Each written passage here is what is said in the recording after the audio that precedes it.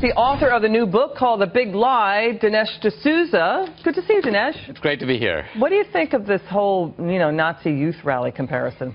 Well, the reason the left is making this accusation is because they want to make it seem like Trump, although lawfully elected, is somehow illegitimate. And they want to justify their own extremist tactics.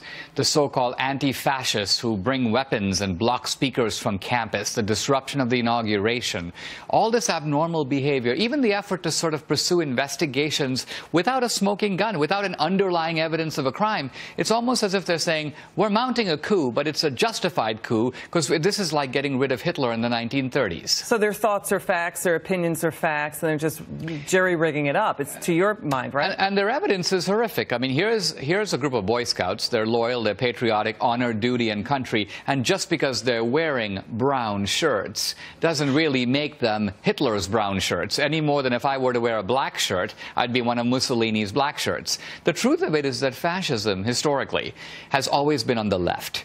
Hitler called himself a National Socialist. So socialism is at the heart of fascism. Mussolini was a Marxist. Did President Trump say anything at that Boy Scout speech that you felt objectionable or was too far right-wing and too fascist? Oh, no. In fact, if anything, Trump made his familiar Trumpian jokes and so on. Basically, there was nothing in the content of that suggested fascism in any way. The left pursues the tactics of fascism, and they also have the ideology of fascism to boot. This isn't the first time the left has crossed the line with the attacks. In a segment about a conservative conference, CPAC, we had Full Frontal host Samantha Bee mocking an attendee, saying his haircut resembled a Nazi. You heard about this, Dinesh.